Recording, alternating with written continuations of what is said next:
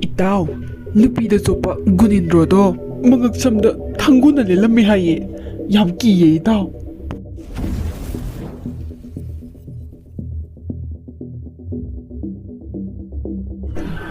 Da iruzarisi nupi ngaktanini. Pukri sida iruidanaga tawradana. Yengbabu ontong nungairine. Walking chenbaga lairi. Hanamta yengukige lummaga. Tombi, ngasidine nomaijing numini angang school chaloy. Sak nung thenga suyani. Aduna ne nomaijing oini ngisida nura se sing nam taluja toke tawbani. Se, aingonda ne sapon senta noiro. Nangan se lama phangre. Inama, nahan makhaidi nura gamda taktro. As. Hai, mawa khoini iruzabadine se jam loire. Imungi thaba ingkhang nangnaba honabada karaidagi nura tokpaga sangdoino. Nangsune hayeng mau oirakanda kangakini bema. As, onthonga tangreda. Yam haijallakanu ko. Yom amuk pandradi noya tainagadamni. Is, sakta thichidi se nuram da talo phadi se payo. Hi, mit yeng pamchidi ontong nungai kreda. Masigi mapamsi hayengay su lakpa tare.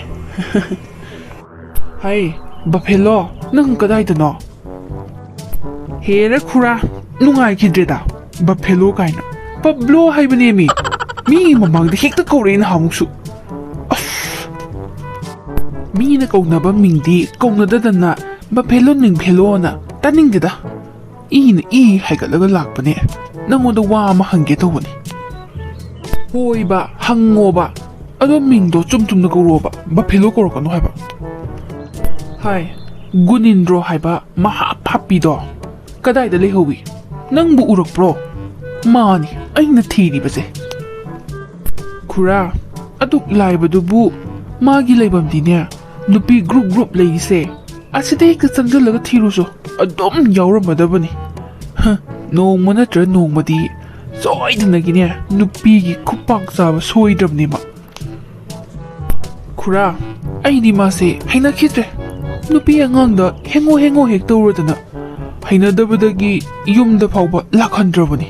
Nupi angang laybani na niya. Pakali. Asigumba miya siya. Kizakray di. Khangidana. Aingondagi law hida ka pidoyni haydana. Lupa chawnga law kribani mana. Numit mangani sure. Kapni harag husipaw kaptrisi. Aduga mana wathi sudana layba. Khangnidana.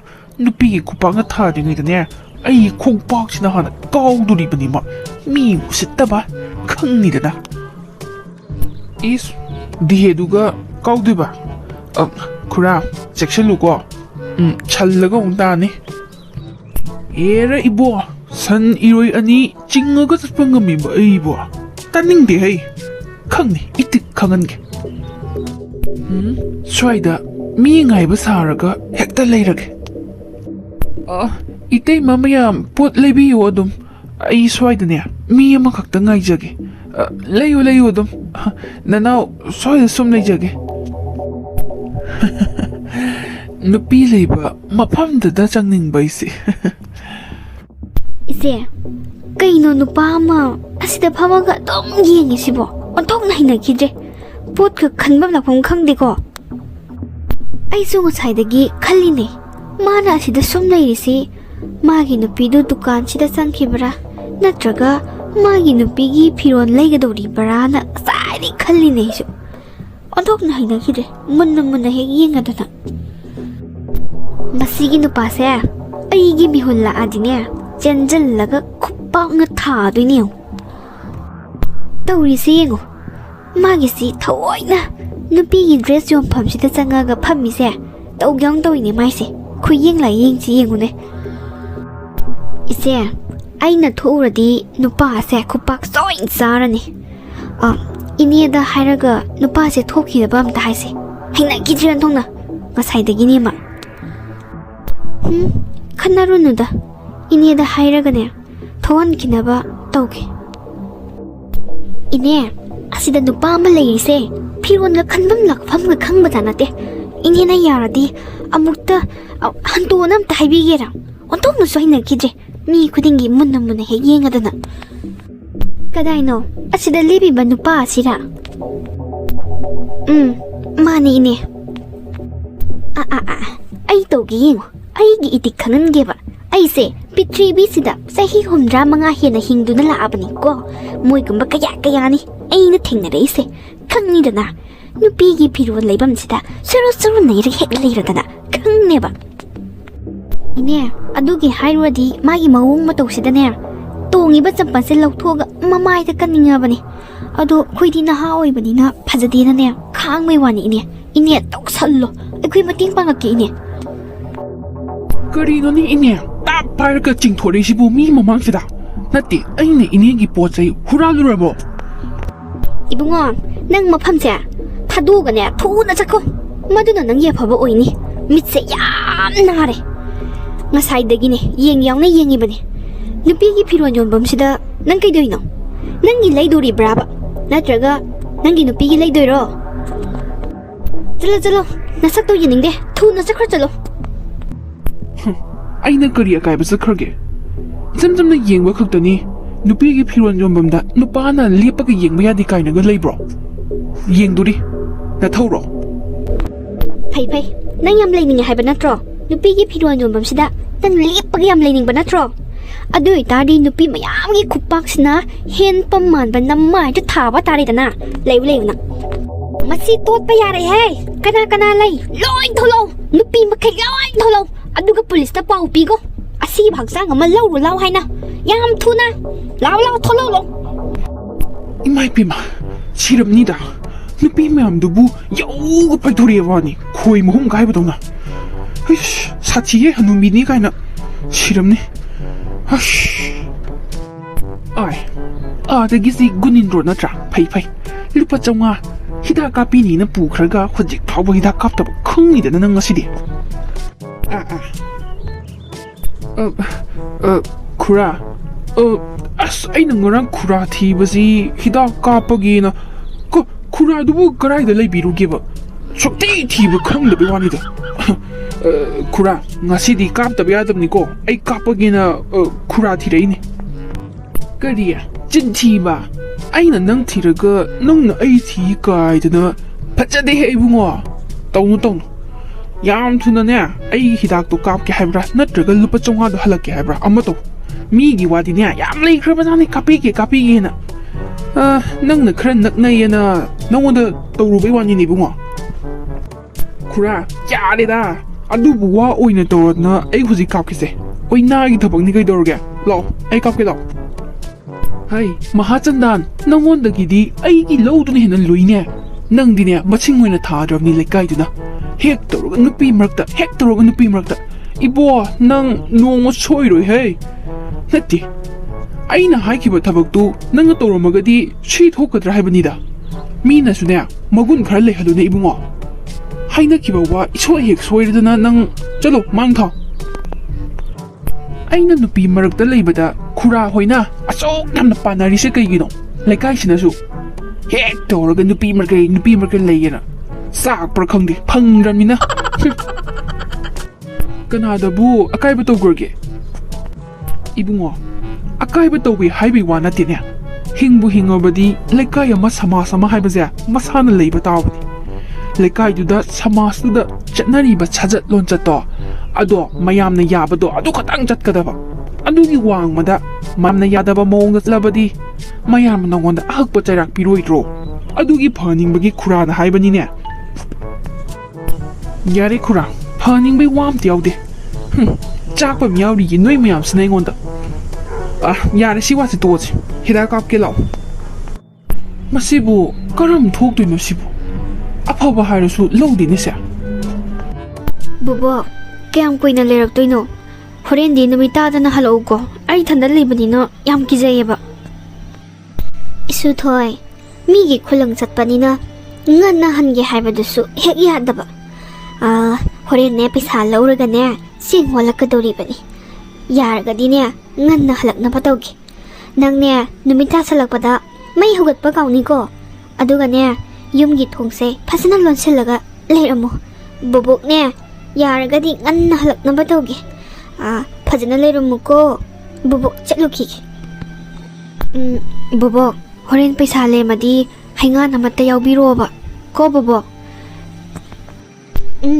ꯂꯩꯔꯛꯇꯣꯏꯅꯤ ꯐꯖꯅ ꯂꯩꯔꯝꯃꯨꯀோ ꯅꯊꯟꯗ ꯂꯩꯕꯅꯤ ꯃꯤꯅ ꯀꯧꯔꯛꯑꯗꯤ ꯈꯨꯝꯒꯅꯨꯀோ ꯊꯣꯡꯁꯦ ꯆꯦꯠꯅ ꯂꯣꯟꯁꯤꯜꯂꯒ ꯂꯩꯔꯝꯃꯨ ꯐꯖꯅ ꯕꯣꯕꯣꯛ ꯆꯠꯂꯨꯈꯤꯒꯦꯀꯣ ꯑꯣꯟꯊꯣꯛꯅ ꯕꯤꯠ ꯂꯩꯔꯣꯏꯗꯧꯔꯤꯗ ꯊꯕꯛ ꯁꯨꯅꯦꯅ ꯄꯩꯁꯥꯗꯨꯗꯤ ꯂꯧꯊꯣꯛꯑꯒ ꯁꯤꯖꯤꯟꯅꯕ ꯂꯣꯏꯈ꯭ꯔꯦ ꯍꯧꯖꯤꯛꯅ ꯑꯁ ꯊꯕꯛꯁꯦ ꯁꯨꯗꯣꯏꯅꯦꯕ ꯁꯤ ꯂꯣꯏꯔꯛꯄꯗ ꯄꯩꯁా ꯐꯪꯒꯗꯕꯁꯨ ꯅꯠꯇꯦ ꯕꯤꯠꯇꯤ ꯂꯩꯇꯦꯍꯦ ꯈꯅꯥꯎꯁꯤꯅ ꯃꯔꯣꯟ ꯑꯃ ꯈꯔ ꯀꯪꯕꯅꯦ ꯈꯨꯔꯥꯗꯨꯕꯨ ꯆꯠꯈ꯭ꯔ ꯃꯥꯅꯦꯅꯦ ꯏꯁꯤꯡ ꯈꯖꯤꯛꯇꯁꯨ ꯄꯤꯔꯝꯃꯣꯕ ꯑꯩꯗꯤ ꯀꯃꯥꯏꯅ ꯇꯧꯅꯤ ꯁꯤꯗꯤ ꯂꯧꯕꯨꯛꯀꯤ ꯏꯁꯤꯡꯁꯦ ꯊꯛꯀꯗ꯭ꯔꯥꯕ ꯑꯩꯕꯨ ꯂꯧꯕꯨꯛ ꯃꯌꯥꯏꯗ ꯁꯥꯔꯤꯕ ꯌꯨꯝꯁꯤꯕꯨ ꯀꯅꯥꯒꯤꯅꯣꯅꯦ ꯌꯨꯝꯗꯣꯡꯄꯣꯛ ꯑꯣꯏꯅ ꯂꯩꯔꯤꯁꯤꯕꯨ ꯀꯤꯗꯕ ꯖꯥꯠꯂꯥ ꯃꯁꯤꯗꯒꯤ ꯍꯦꯛꯇ ꯊꯛꯑꯒꯦ ꯏꯁꯤꯡꯁꯦ ꯈꯨꯔꯥꯒꯤ ꯍꯤꯗꯥꯛꯁꯦ ꯀꯣꯟꯅ ꯆꯥꯏꯒꯦ ꯏꯁꯤꯡ ꯍꯥꯟꯅ ꯊꯛꯎꯈꯤꯒꯦ ꯒꯔꯕꯁꯦ ꯀꯔꯤꯝ ꯇꯥꯗ꯭ꯔꯤ ꯉꯁꯤꯒꯤ ꯍꯩ ꯀꯔꯤꯅꯣ ꯉꯁꯤꯒꯤ ꯄꯥꯝꯕꯣꯝ ꯈꯨꯠꯆꯣꯡꯁꯤꯗꯤ ꯃꯃꯥꯡꯗ ꯑꯃꯨꯛꯇ ꯇꯧꯈꯤꯗ꯭ꯔꯤ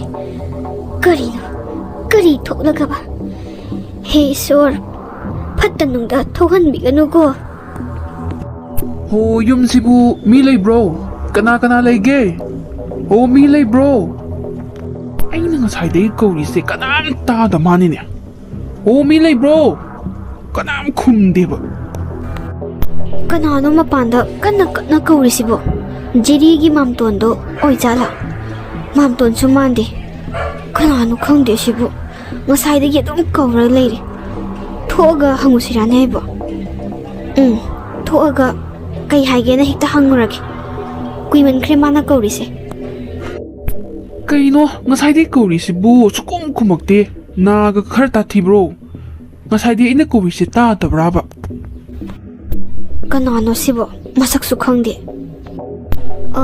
ꯀꯀꯥ ꯕꯨꯕꯣꯛꯁꯨ ꯂꯩꯇꯦ ꯀꯩ ꯍꯥꯏꯒꯗꯕꯅꯣ ꯏꯃꯨꯡ ꯃꯤ ꯑꯝꯇ ꯂꯩꯇꯤꯌꯦ ꯀꯩꯅꯣꯅꯦ ꯍꯥꯏꯁꯤꯕꯣ ꯌꯨꯝꯁꯤꯗ ꯅꯕꯣꯛꯀ ꯅꯪꯒ ꯈꯛ ꯂꯩꯕ꯭ꯔꯣ ꯅꯍꯥꯟ ꯃꯈꯩꯁꯨ ꯎꯗꯦ ꯑꯅꯧꯕ ꯍꯣꯡꯉꯛꯄ ꯃꯥꯜꯂꯤꯗ ꯀꯩ ꯂꯝꯗꯒꯤ ꯍꯣꯡꯉꯛꯏꯅꯣ ꯅꯣꯏꯕꯣ ꯑꯕꯣꯛꯀ ꯑꯩꯒꯗꯪ ꯂꯩꯕꯅꯦ ꯖꯤꯔꯤꯗꯒꯤ ꯍꯣꯡꯉꯛꯄꯅꯦ ꯁꯤꯗ ꯑꯩꯈꯣꯏꯒꯤ ꯏꯄꯨꯗꯣ ꯐꯥꯝ ꯇꯧꯗꯨꯅ ꯂꯩꯔꯝꯕ ꯏꯄꯨꯗꯨꯁꯨ ꯂꯩꯈꯤꯗ꯭ꯔꯦ ꯑꯕꯣꯛꯀ ꯑꯩꯒꯅ ꯐꯥꯝꯁꯦ ꯁꯦꯟꯅꯔꯤꯅꯦ ꯑꯕꯣꯛꯇꯤ ꯃꯤꯒꯤ ꯈꯨꯂꯪ ꯆꯠꯈꯤꯌꯦ ꯀꯀꯥ ꯀꯩ ꯍꯥꯏꯒꯗꯕꯅꯣ ꯍꯩꯁ ꯃꯁꯤꯒꯤ ꯈꯨꯗꯣꯡꯆꯥꯕꯁꯤ ꯑꯩ ꯂꯧꯍꯧꯗꯕ ꯌꯥꯗꯦ ꯃꯅꯥꯗꯒꯤ ꯁꯅꯥꯁꯤꯁꯨ ꯐꯅꯌꯥꯝ ꯌꯥꯝꯕ ꯃꯥꯜꯂꯤꯅꯦ ꯀꯩꯁꯨ ꯍꯥꯏꯅꯤꯡꯉꯥꯏꯕꯨꯗꯤ ꯂꯩꯇꯦꯗ ꯀꯀꯥꯁꯦ ꯏꯁꯤꯡ ꯌꯥꯝ ꯈꯧꯔꯥꯡꯕ ꯑꯗꯨꯗ ꯏꯁꯤꯡꯗꯣ ꯄꯨꯔꯛꯇꯕꯗꯨꯗꯅꯦ ꯅꯣꯏꯗꯒꯤ ꯊꯛꯎꯔꯒꯦꯅ ꯂꯥꯛꯏꯅꯤ ꯀꯀꯥꯁꯦ ꯅꯪ ꯏꯁꯤꯡ ꯈꯔ ꯂꯧꯊꯣꯛꯎꯁꯣ ꯀꯀꯥꯈꯔ ꯊꯛꯀꯦꯀꯣ ꯈꯧꯔꯥꯡꯕꯅ ꯌꯥꯗ꯭ꯔꯦ ꯈꯅꯥꯎꯁꯦ ꯀꯪꯉꯦꯕ ꯀꯀꯥ ꯑꯗꯨꯗꯤ ꯉꯥꯏꯍꯥꯛꯇꯪ ꯉꯥꯏꯕꯤꯔꯝꯃꯣ ꯑꯩ ꯏꯁꯤꯡ ꯂꯧꯊꯣꯛꯈꯤꯒꯦꯀꯣ ꯃꯥꯅ ꯆꯪꯈ꯭ꯔꯤꯉꯩꯁꯤꯗ ꯃꯇꯨꯡ ඉꯟꯅꯔꯒ ꯍꯦꯛꯇ ꯆꯪꯈ꯭ꯔꯒꯦ ꯀꯔꯤꯅꯣ ꯉꯁꯤꯒꯤ ꯃꯇꯧꯁꯤꯕꯣ ꯉꯁꯥꯏꯗꯒꯤ ꯆꯣꯡꯕ ꯄꯥꯝꯕꯣꯝꯁꯦ ꯍꯧꯖꯤꯛ ꯐꯥꯎꯕ ꯂꯦꯞꯇꯦ ꯀꯔꯤꯕꯨ ꯊꯣꯛꯂꯒꯕ ꯂꯥꯏꯅꯤꯡꯊꯧ ꯏꯄꯥ ꯏꯕꯨꯡꯉꯣ ꯅꯆꯟꯅꯅ ꯑꯩꯈꯣꯏꯗꯤ ꯀꯔꯤꯁꯨ ꯈꯪꯖꯕ ꯅꯠꯆꯗꯦ ꯑꯁꯣꯏ ꯑꯉꯥꯝ ꯊꯣꯛꯍꯟꯕꯤꯒꯅꯨꯀꯣ ꯑꯩ ꯌꯨꯝꯗ ꯍꯟꯅꯤꯡꯕꯅꯗꯤ ꯂꯣꯏꯔꯦ ꯑꯗꯨꯕꯨ ꯊꯕꯛꯁꯦ ꯂꯣꯏꯗꯕꯅꯤꯅ ꯍꯟꯒꯦ ꯍꯥꯏꯔꯕꯁꯨ ꯄꯩꯁꯥ ꯄꯤꯔꯣꯏꯗꯧꯔꯤꯕꯅꯤꯗꯣ ꯂꯥꯏꯔꯕꯒꯤ ꯄꯨꯟꯁꯤꯁꯦ ꯁꯨꯃꯥꯏꯅ ꯇꯧ ꯃꯥꯜꯂꯦ ꯏꯁꯨꯗꯣ ꯃꯊꯟꯇꯅꯤ ꯂꯩꯍꯧꯔꯤꯕ ꯑꯩ ꯂꯩꯐꯝ ꯈꯪꯗ꯭ꯔꯦꯗ ꯏꯁꯥꯁꯦ 이마! 그까 마반데 레라모 아이 부도라게 ꯅꯪ ꯀꯀꯥꯁꯤꯕꯨ ꯀꯤꯕ꯭ꯔꯥꯅꯦ ꯑꯗꯨꯛ ꯊꯤꯅ ꯈꯪꯉꯤꯗꯨꯕꯨ ꯀꯩꯒꯤꯅꯣꯕ ꯅꯠꯇꯦ ꯑꯩꯁꯤꯕꯨ ꯌꯥꯝ ꯐꯠꯇꯕ ꯃꯤꯒ ꯃꯥꯟꯕ꯭ꯔꯣ ꯌꯥꯝ ꯐꯕ ꯀꯀꯥꯅꯤꯍꯦ ꯀꯗꯥꯏ ꯏꯁꯤꯡꯗꯤ ꯀꯗꯥꯏ ꯑꯩꯗꯤꯅꯦ ꯃꯄꯥꯟꯗ ꯊꯛꯅꯤꯡꯗꯦ ꯁꯤꯗ ꯑꯣꯏꯅ ꯊꯛꯀꯦꯕ ꯀꯗꯥꯏ ꯄꯤꯔꯛꯑꯣ ꯏꯁꯤꯡ ꯄꯤꯔꯛꯑꯣꯕ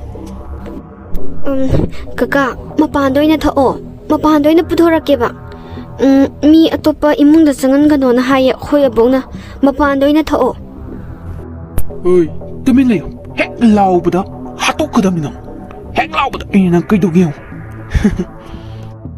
너희기 이문다 레이바 पैसा अदुगा नंगना चिल्लिबा सना आइंगोंद लोइन पिरो अइना फजना हारिङैसिदा यारिगै नंगी अफबा lion ओइनिको Nang yam angang oirine. Kakana haibase illo. Ko laoba yade. Puthoro. Paisa puthoro. Aduga nangna chilliba sanado. Adusu piro. Kaka, paisa laidiye. Abong na migi kulang chalaga cheng walaga charine. Kaidi paisa no kaka. Adumain thubino kaka. Paisa leitiya. Ish. Adudi sida laune. Wa haigiba chilo. Kaino. Kaino hina diye. Aina haibase yaw. Se. Kaino ne. Nasakna nasak fazariba. Ha? Lao. Sida laoba. Adumain to gano kaka. Kadai. Nakuto piro. Adumain to gano. Kaka, ai kizay. Adumain to gano. Tenga gano. Engonda tenga gano kaka. Engonda tenga gano. Kaka. Aina haiba yagadamne. Se ba. Aina haiba yaw. Oi, lauguno haibani. Nangna phaniyam laurasune. Kanamta na taroi. Labuk mayaidani ne laise. Nangdi aina ikut chalabani. Karai chendoiba. Ha? Nabog haire chatkre. Nati, nang karai chendoinoba. Nangbu engonday nan thokpa ngamgadro. Aina harise phajana yaw. Ko nang phaniyam laurasune kaim kanaroi. Aina laubada kanantana tadrasu thangna thillaga nangbu hatkani ek chungchalapada aina kidog yengo Oh, aise thanga thindoiba. Nangna dusu. Ngamnidi la o thillu lao. Se. Kaisu leitaba chaji amom nangna su. kaka thado Aina haiba ingadra illoida. Kamdogi. ise nangi thangonse ontongna thokre wani haitaba midaga pahalanu go as khunabi maton sida khajitang thengbada a haita yawi soiba thawbani yamna masigi thangon sinani ne isuga aiga hojik phawa chara hendri base masigi thangon sina aigi matheng ontongna pangkraba ma yaudrabadi ne aina toriba thabang myamse ngamoidori bani Memza, pambomse, ngasaydangi ni chongiba. Khara thuna chatnaba tawse. Ai isuda mathanta lehobani. Yamna pakhale. Lao, halase. Numita tingai dane yum yongnaba tawse amukta. Ise pakhat kano, kaisu tawroida. Ado thangol mayado yam thawi. Mayado plastic nara kaino ma yasalaga hansiko. Madunaga thenga dine pungthat tat tawribani unsaga se. Hoida. Ado, khara thuna yum yongnaba chasi. Lao. Abo. Masak fazabi. Kadobi kapino. Kakunu se. Kaka chatnaba tawrage. Nangi nagi sanase. Kaka purage ko sizu. Kapkunu. Aduga mana. Aina nangonda tawriba mayamse. Mingonda haidokpa yaroi. Hek haidokpada de. Nangaina kaidawkiyang. Nangdana tanan na buksune hatukadamne. Wase manamanin nayak tanaba hono. Manamanin hek nayak pada. Ay nakidorog yung. Ay chatnaba tawrage ko. Inaw, isi asang haurage. Namisu tagadawne. Siyang sumu walugadawri bani. Nang su chatlo ko. Isi asang haure he. Hoy isi. Ado hayang di kranga na tolog ko. Aisu chatlage se. Karino tawriba matawside. Isinga loina haiduisina. Karigino sina. Isu thoy nang batabro. Karay dalege nang bo. Magi kadaga leiba sala. Amta yenguki. Kanano sina? Kangine. Karino tawrisibo. Ibunga, nang di kanano. Imong sida, kari to ba iba? Ha? Sik na hayo. Nang kari to ba imong sida? Dati, kari to ba no ba nang atang isi? Abo, mipatta ne mase, mipatta. Abo, masi yam patta ba mine? Hek haidok pa na, abo ka aiga hat kanina hariba. Abo, mana ingon ta, patta ba tabak yam na tawi? Abo. Hai, karino hariba wase. Ha? ꯅꯪꯅ ꯑꯩꯒꯤ ꯏꯁꯨꯕꯨ ꯃꯥꯡꯍꯜꯂꯕꯀꯣ ꯅꯪ Oi, Hadubi, Nanga Nasugin Natsindagine, me a top of the hair. Kangalakpada, ain't a kid or kill. Nobody Mahatokodam. Ain't a hitch Kangava. Manaman in direct Bayare. Ain't a Sumaramurta, Mating Pangakanida. Manaman in the Narakano. I never do again. Handose, is okay. ꯅꯪꯅ ꯑꯩꯒꯤ ꯏꯁꯨꯗ ꯑꯗꯨꯃꯥꯏꯅ ꯍꯦꯛ ꯇꯧꯕ ꯌꯥꯕ꯭ꯔꯣ? ꯑꯩꯁꯦ ꯀꯔꯤꯅꯦꯗ ꯈꯟꯒꯦ? ꯏꯁꯨꯒꯤꯗꯃꯛ ꯁꯤꯕ ꯀꯤꯗꯕ ꯃꯕꯨꯛ ꯑꯃ ꯂꯩ ꯍꯥꯏꯕꯁꯦ ꯅꯪ ꯈꯪꯗꯕ꯭ꯔꯥ? ꯈꯪꯉꯤꯗꯅ ꯅꯪ? ꯈꯪꯕ꯭ꯔꯥ ꯅꯪ? ꯌꯥꯝ ꯅꯨꯡꯉꯥꯏꯕ꯭ꯔꯥ ꯅꯪ? ꯑꯩꯈꯣꯏꯕꯨ ꯀꯅꯥ ꯂꯩꯇꯦ ꯍꯥꯏꯗꯨꯅ ꯎꯠꯁꯤꯠꯇꯕ ꯈꯪꯉꯕ꯭ꯔꯥ ꯍꯧꯖꯤꯛꯇꯤ? ꯏꯁꯨꯒꯤꯗꯃꯛ ꯁꯤꯕ ꯀꯤꯗꯕ ꯃꯕꯨꯛ ꯑꯃ ꯂꯩ ꯍꯥꯏꯕꯁꯤ ꯅꯪ ꯍꯧꯖꯤꯛꯇꯤ ꯈꯪꯉꯕ꯭ꯔꯥ? Tanbu Taleda, me Corna Patragania, Tupa Equise, Loichen Tari Tosi. Sir, Kado Yargi, sir. Kanana Gentayna, Hainoba. Hi, Masik Gadajadi, was I phone to read today? Me local Panita Tushi. Nupi Masam, the Kaino Torme, the Mabuk no Mutang till Labra, Kari Tangun and Lay Labra Gantade, Siraman in Pado, Aduni local Pachatushi. Kya mienta di kanana la no kanana chumino pabom khangdreba tawrize Sir Horen padana hainaras ai lawam torki kharasu semdoksi ki torki sa ai bab tai nanga torko to lawdo ai loin khang ai su khalibani ai yorga toros yore kumasi mayam se bab ta na ba ai ga padana wari sage nangna tung oirapna lepo Hoi, Pani sir. Thokliba thuduksigii maramda haipeti khangi. Adubu manunggi oiba waridi ai khangdi. Engonda phajana hayo. Kamaina thokibano?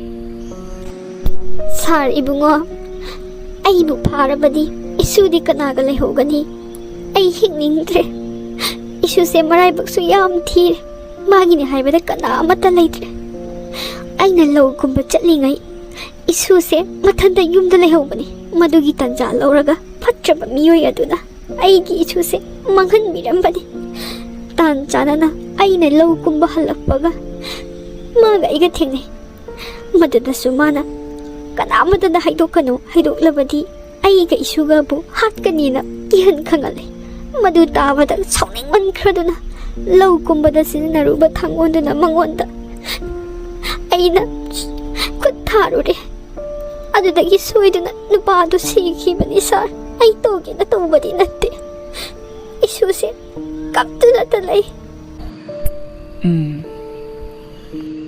Ine aikoina leiribasi phatraba miyoi singdubu phage pungi warakke haidana leiribani ado inena sauningman kharduna khut harubado asengbakiti lanbani ado kaidawni isudu da mana phattaba thabak toromabani masagi mabuk ama oirubani sauningdana tawruribani ado sumdawrasi angang asi kisu kadam leitre hairabani na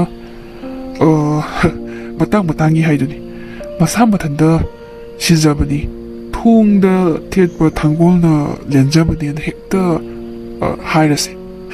Kaidoroni, Matangini, Ine, Sumanek the Hirachi, go.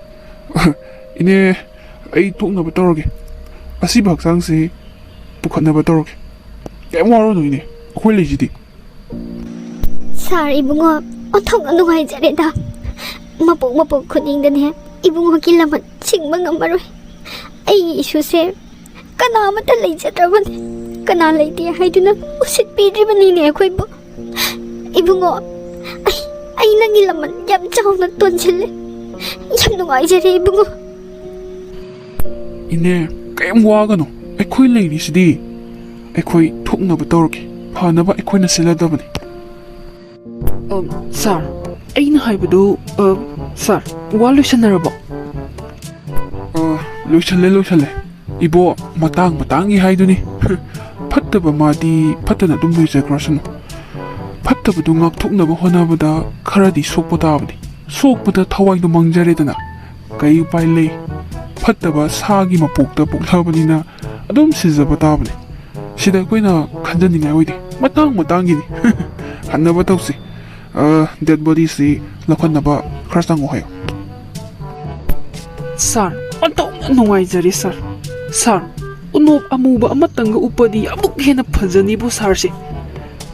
Yam harawi sir. Thank you sir. Sir, mi marakta sa leiba yadabanina hatokhibanaju hena phaida. Aikhoina hatrabasu mabukna halido yam pharabni. Asiguma mi se leirakidaudoino mingcha thiningai ni nupa aikhoigi sijagrasan. Sir, unop amuba amtang aina thonjage sir. Sir, latnadana loksanbiyuko. Hoi sir, ai mi thajanjarage. Mi asibado lokhanaba.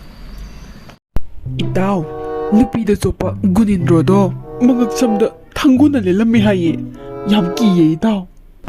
Adusu hanubina. Ash, kiban loire boidi. Hanubida su phade haba. Nupida chopsarasu asibadang mange haba. Aduni aina khalise. Hanubi sonkraba mana kamaina khawrida thangona lelino sini.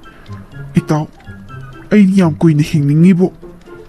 Ngasidagi nupida chopa tuasi. Nupi khudingmakse imani ichanni icheni na loi khallajeba tuji hayengdagi nupi gi manaka su nairaga changchunmado tuji aidi hayengdagi nupi da sopa oiroi hujiktagi oiroi ai kiri ja ni ko hanubi du su phadi asibadang manga tuiba kidro nang tuji nupi da sopa tuji ko itaw nangido grammar am dilale aigi nupine khanjarasu lehoriba nupisingina icheni ichalni imani na khanchi na hayomi phari ta aisu hayeng naidi nupida chopa tuani isana khangi aise nupida chopani haibase ato ai chopra ai kuina sauni hingningi pangan chole haibani ko nupije sauradi kainomni ko mi hatpaga ngami sini is thanggon leliba khawrida itaw tuasi khoing dege